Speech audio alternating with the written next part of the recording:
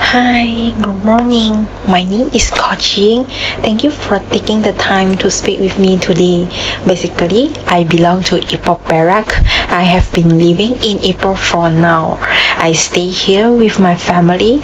Besides my parents, there is a younger sister in my family.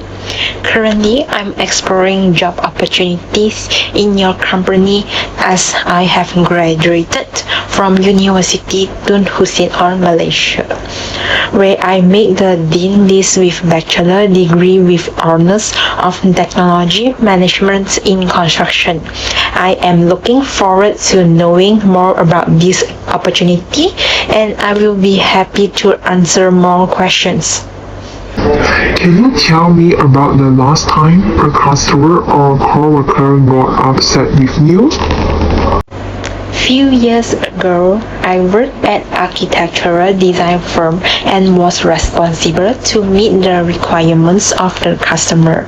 A customer called us in a very angry tone one day because the liaison that worked with him quoted the wrong price and he needed to create highly detailed drawings by hand according to the circumstance in the next 3 days.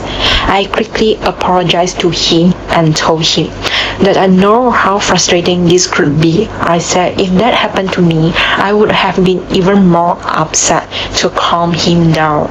I also quickly looked up in our analysis report to create structures and technical documents that met his needs and sent him some options through email. I promised him we would let other liaisons assist him based on his requirements and ideas within 2 days. In the end, we helped him to modify plans with an efficient budget. He even dropped by our office to thank me.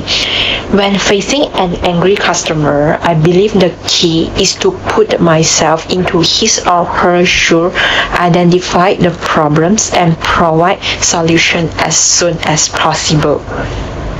The second question is, tell me about a time you needed to motivate a coworker. Last few months, a new coworker joined my team. My team was mainly responsible for create building plans, but her prior experience was related to operations. Initially, it was difficult for her to perform well. She worked hard but still made mistakes sometimes. She looked quite discouraged at work. I understood that she lacked experience in this area. As a senior member on the team, I decided to take the responsibility to mentor her. I had a one-on-one conversation with her at our lunch break and told her that given it was her first time working in building design phase, she already did a good job. I also mentioned to her that if she didn't understand something, she could always come to me and I would provide her with guidance. She was glad that she could always get help from someone more experienced. After a month, her performance improved and she seemed happy at work. The last behavioral question is, tell me about a goal you failed to achieve. Sure, that was a year ago when I was working in a construction project team and my manager assigned me to work on a new project design task. I had some experience on developing regular projects, so I thought I know the new task very well and I proceeded without asking any questions.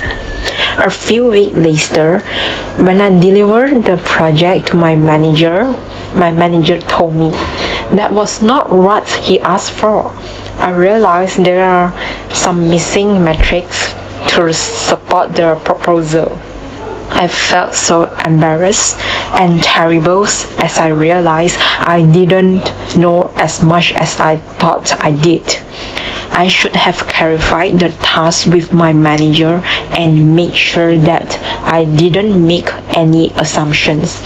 I have learned a lot from this situation, especially in respect of not making any assumptions about work and always ask questions. Since then, I have always communicated with my manager whenever I was assigned a task and always keep my manager in the loop to ensure myself on the right track. I think this approach worked very well. It was a pleasure meeting you and thank you for your time. I'm looking forward to hearing feedback when you and your team have made a decision.